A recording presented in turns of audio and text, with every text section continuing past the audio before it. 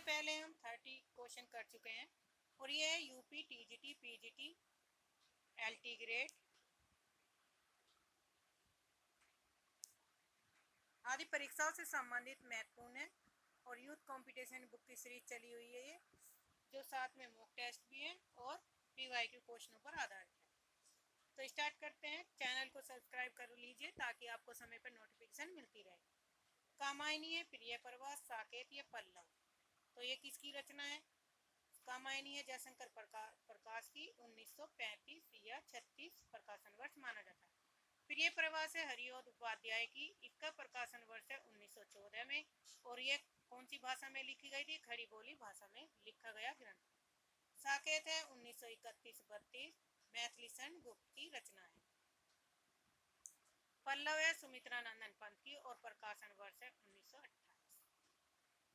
छायावादी महाकाव्य तथा अपने समय की श्रेष्ठतम कृति राष्ट्रकवि मैथिलीशरण गुप्त द्वारा रचित साकेत तथा अयोध्या सिंह उपाध्याय हरिऔध द्वारा रचित प्रिय प्रवास महाकाव्यात्मक काव्य ग्रंथ रचनाएं है। नेक्स्ट क्वेश्चन है जूही की कली। जूही की कली कविता को किस संपादक ने बिना पत्र में बिना प्रकाशित के वापस कर दिया था? तो ये थे महावीर प्रसाद द्विवेदी ने। महावीर प्रसाद द्विवेदी ने जूही की कली छायावाद के प्रमुख कवि सूर्यकांत त्रिपाठी निराला की प्रथम कृति है, जिसे निराला की यह कविता 1916 ईस्वी में प्रकाशित हुई। जूही की कली किस सन में प्रकाशित हुई? 1916 में। इससे पूर्व निराला की इस काव्य कृति को सरस्वती पत्रिका के संपादक महावीर प्रसाद द्विवेदी ने बिना प्रकाशित के ही वापस कर दिया था। नारी तुम केवल श्रद्धा और विश्वास रजत पग में तल में किस रचनाकार की पंक्ति है? तो राइट आंसर है जयशंकर प्रसाद की। और ये पंक्तियां किस उससे ली गई है? जयशंकर प्रसाद की पंक्तियां हैं।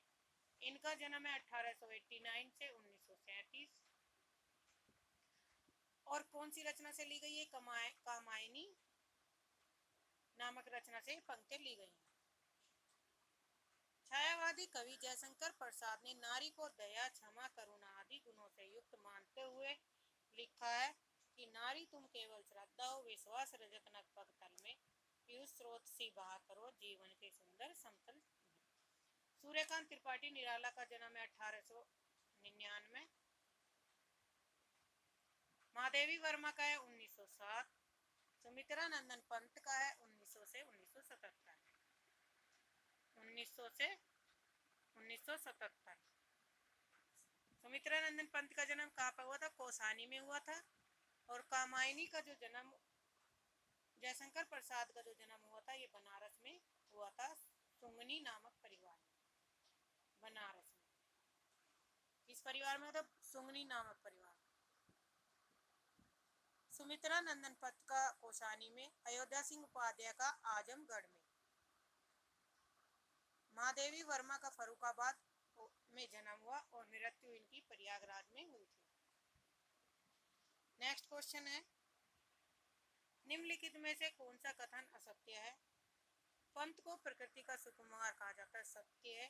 पल्लव पंत की रचना है, सत्य है। लोकायतन महाकाव्य की श्रेणी में आता है, सत्य है। पंत भारतेंदु युग के कवि है, गलत है। सुमित्रा नंदन पंत भारतेंदु युग के नहीं अपितु उत्तरवादी छायावादी युग के प्रमुख कवि है। उत्तर छायावादी युग के प्रमुख कवि कौन है? सुमित्रा नंदन पंत। प्राकृतिक सुषमा का आलम्बन रूप में चित्रण करने तथा प्रकृति का मानवीकरण करने के कारण सुमित्रा नंदन पंत को प्रकृति का सुकुमार कवि भी कहा जाता है। पल्लव पंत की रचना है जिसका प्रकाशन 1928 ईस्वी में प्रकाशित हुई। लोकायतन पंत का एक महाकाव्यात्मक काव्य ग्रंथ है।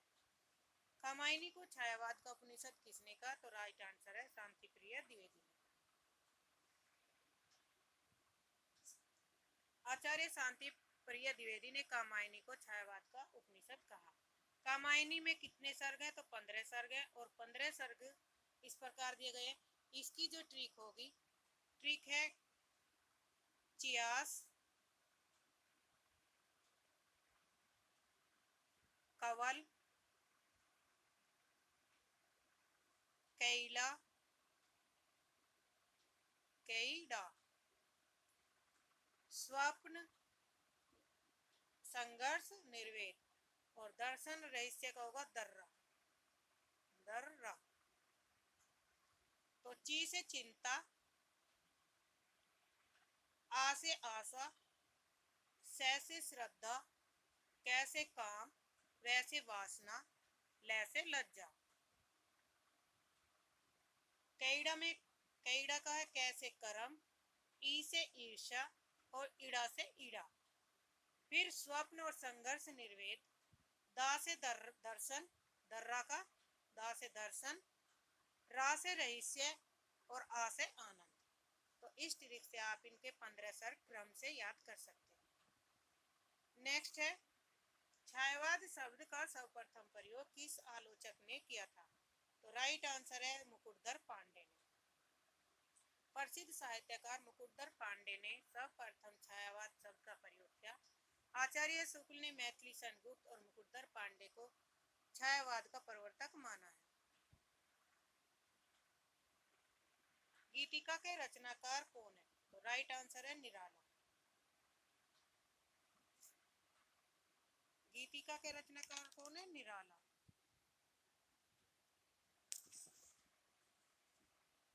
गीतिका अनामिका, तुलसी सरोज स्मृति, राम की शक्ति पूजा, परिमल, जूही की कली, आदिवास, पंचवटी,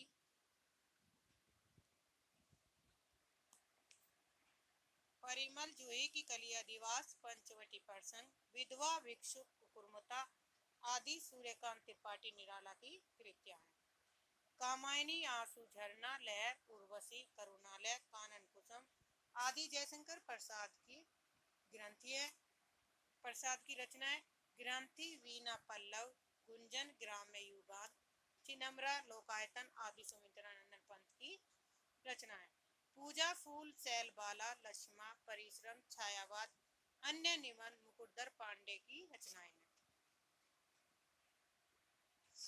फूल नहीं रंग बोलते हैं किसकी रचना है? तो राइट आंसर है केदारनाथ अग्रवाल।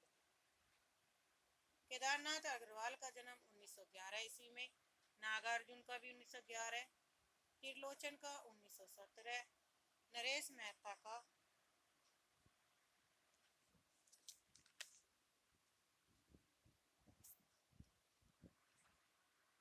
केदारनाथ का 1911 से 2000 ईस्वी तक माना जाता है। इनकी अन्य रचनाएं केदारनाथ की फूल नहीं रंग बोलते, युग की गंगा, युग की गंगा का प्रकाशन वर्ष है 1947, नींद के बादल 1947, फूल नहीं रंग बोलते 1965, आग का आईना 1970, अपूर्वा, गुल मेहंदी आदि प्रगतिवादी काव्यधारा के कवि केदारनाथ अग्रवाल की ये रचना है। युगधारा, सतरंगे पंखों वाली, प्यासी पथराई आंखें, भस्माकुट, तुमने कहा था आदि नागार्जुन की काव्य कृतियां हैं। धरती, मिट्टी की बारात, मैं उस जनपद का कवि हूँ आदि त्रिलोचन की रचनाएं हैं। तथा वन पाखी सुनो, बोलने को चीड़ दो, पिछले दिनों नंगे पैरों में, मेरा समर्पित एकांत, तुम मेरा मौन हो, प्रार्थना पुरुष आदि नरेश मेहता की रचनाएं। निराला की कविता राम की शक्ति पूजा का पर किस रचना का शाब्दिक प्रभाव रहा? तो राइट आंसर है कृत्तिवास रामायण का।